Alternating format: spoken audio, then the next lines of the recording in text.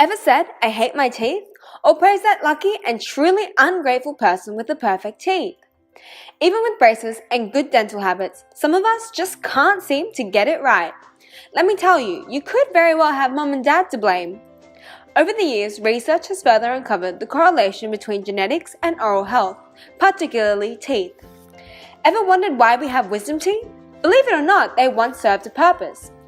While now it's the biggest pain to book a dentist appointment to get them removed, our ancestors once used them regularly because of their diet of hard and rough foods, unlike our modern diet of softer foods. And not to mention our ability to have some decorum and use our cutlery. Talk about lack of manners! By observing the development of teeth in mice, we have been able to uncover groundbreaking information about mammalian dentition. It has been found that factors like the position, type, and number of teeth are genetically controlled and determined as the embryo develops. While mice have simple dentition with only molars and incisors, humans have additional tooth types, canines and premolars. However, in the overall sense, the human dentition follows a similar process to that in mice, with somewhat higher levels of complexity. The formation of a tooth requires transcriptional changes which are necessary to begin the cellular processes that are required for the progression of tooth development.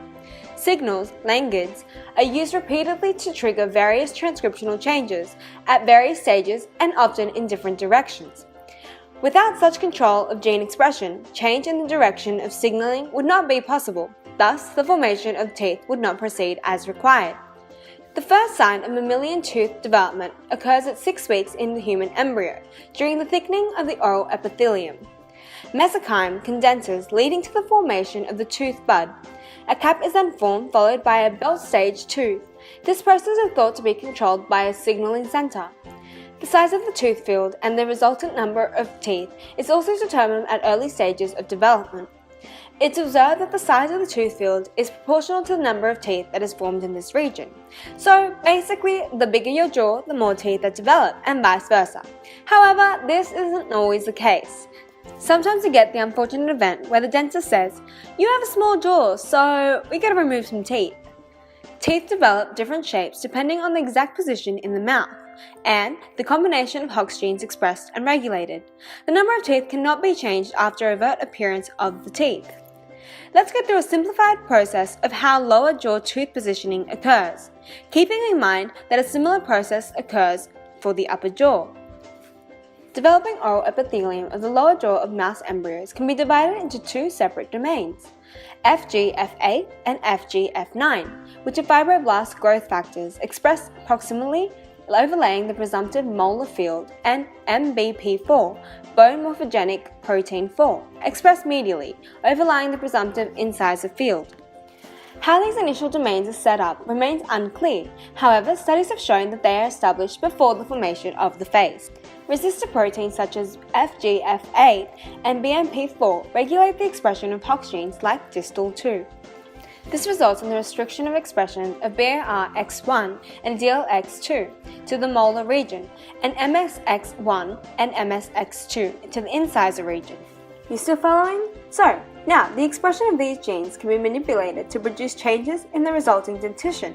Expression of Hox genes LHX6/7 marks the regions where the tooth will bud out from. Hox gene GSC is expressed after LHX6/7. However, its expression seems to be excluded from regions where LHX6/7 is expressed. Therefore, the jaw is divided into tooth-forming LHX positive domains and non-tooth-forming GSC positive domains. In mice, where GSC has been knocked out, teeth develop normally, but the underlying skeletal element that support the teeth are absent. So, what are the conditions that can be brought about by the onset of mutation in these genes? Oligodontia affects approximately 20% of the population.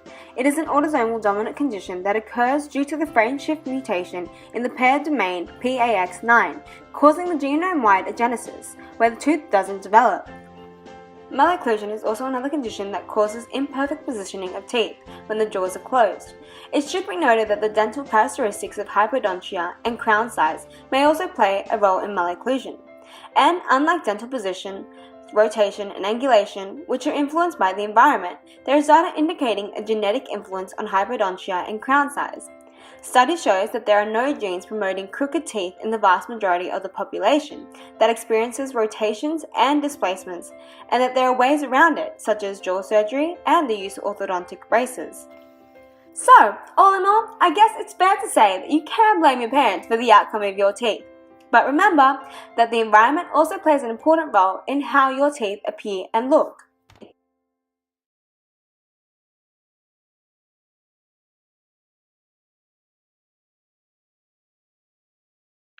We encountered a few problems such as what topic we should pick, time management, and what times we were all available to meet. We also found it quite challenging to keep our video short and succinct as we had a lot of information that was difficult to explain in such a short video. Now we worked quite well as a group, and although we didn't have great time management, we were very efficient when we did meet up. We also split our roles according to our strengths, and once we were finished, we helped each other finish each other's sections as well. Our topic was teeth, specifically the structure and the development. It is a typical issue in our younger generation to have missing teeth or teeth that aren't straight, and it also affected some of us in the group, so we thought it'd be a great topic to research. We also thought there must be some genetics involved in this. So my role on the team was trying to research the topic and as well as choosing the topics. I also helped with editing the script and video and completed the references at the end of the project.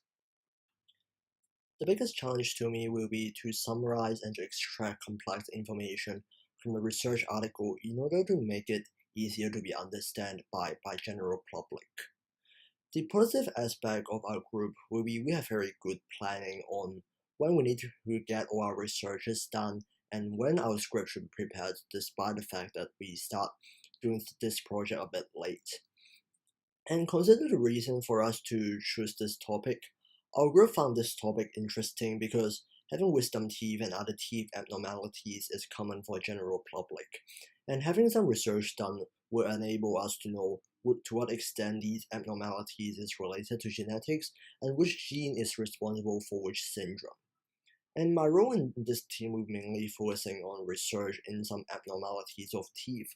After that, my role will be to edit the script as well as reference some information that we have used before. The challenges that we encountered while making this video was basically time management. A lot of times we had a lot of assignments and tests due in the run up to the deadline for the video, so which meant that it was difficult to find time to meet up, and everybody had their own schedules going on, which made it a little bit more difficult. But the things that we did well was basically the productivity which we had when we did meet up. We were able to get a lot of things done in each meetup, even though each meetup was about only an hour, hour and a half. We would achieve a lot. Additionally, our group dynamic and chemistry was really good. Everybody had initiative and were forthcoming about how much they wanted to contribute, which definitely helped a lot. The reason that we chose this topic was basically because we found that teeth is something that everybody noticed and talked about. So we found that if it was relatable, maybe our classmates would take a little bit more interest to watch our video. Lastly, my role in the team was basically for research, finding the correlation between teeth and their growth and genetics, as well as writing the transcript of the video that we produced in the end. So overall, I found that the topic we chose was actually quite complex, and hence deducing the information that I read and summarizing it in a manner that would be easily understood by the audience was actually quite difficult. I think that the group also struggled with time management. In saying this, we were able to work efficiently towards the end and produce a well-organized animation. We were also able to allocate each other tasks according to our strengths and our abilities. We chose this topic because it's a very relevant issue nowadays, with lots of the younger generation complaining about bad teeth and having to wear braces. And during this process, I completed research that dealt with the inflammation of teeth and evidence that was derived by experiments with mice. I also compiled the animation, seeing how I was the only one who was familiar with the software itself. Overall, I think we worked efficiently and well as a team, and I think that the outcome of it all was really well produced.